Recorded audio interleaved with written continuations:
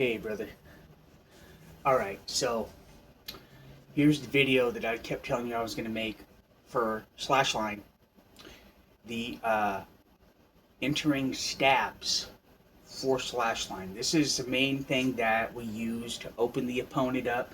First way, use the 10 o'clock, 11 o'clock, 12, 1, 2 cuts on the hands and arms to defang the snake, right? To enter into their zone to get the slashes to working even more, right? Well, the stabs are a more economical way, a faster, more direct way to get in. There's specific targets that the stab uses, using the tip of the razor. If it's a box cutter with a trapezoid blade, okay, this would be like a straight frame one with the slide button, and an inch blade comes out. It looks kind of like this. Like this, okay? Except my slide button is on the side because this is a Gerber butt. Okay, exactly like that. Now, with one of my students, they would tend to swing the stabs way too wide. Like, first, let's get to the head and facial targets. Forehead, okay? Temple, face or cheek area, chin, okay? These are for the face and head. Now, how that should look is like that, okay?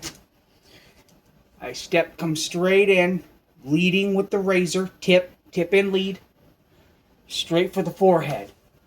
Poof! There. Okay, and I stepped forward at a slight angle as I did it, pivoting my shoulders, getting the razor right into the face.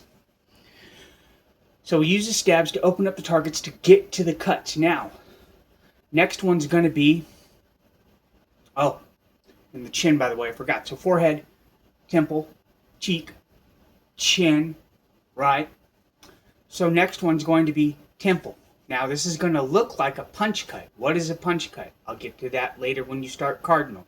Point is it looks like a type of a horizontal ripping slash, but it is not. What I'm about to do with the box cutter is a stab. That's going to look like this. I'll do it again in case you didn't catch it. Right, so what I'm doing is I want to stab into his temple, right? So what I'm going to do is I'm thrusting, aiming, just like I'm going for his eye socket on that same side. Except just before I get to the eye, I pivot and I lock arm stab in. It's gonna pierce it. At least to a minor degree, right? Maybe not full in, but I mean, it could happen if you got enough snap to the stab. So, once again, forehead, temple, now cheek, same thing as temple, straight up, and then hook it in, chin to forehead, vertical slash. Do it this way so you can see it a little better. Chin to forehead, vertical slash, coming down the face.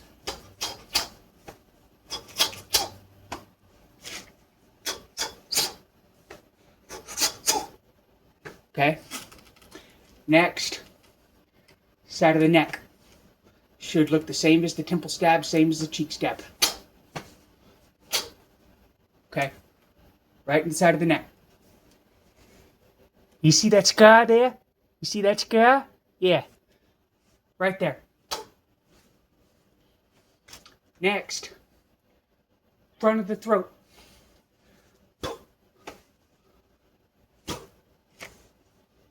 Okay? Obviously, that is a termination method. So is the side of the neck. Those are obviously terminating stabs.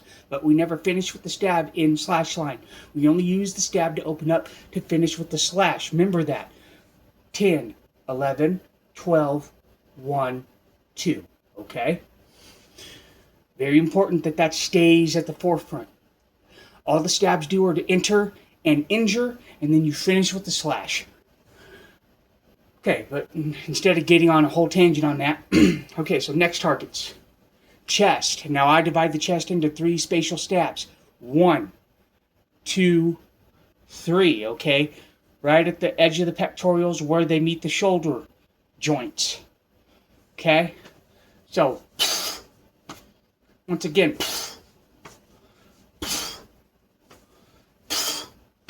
okay, so I do a triple chest stab and then I go for the face.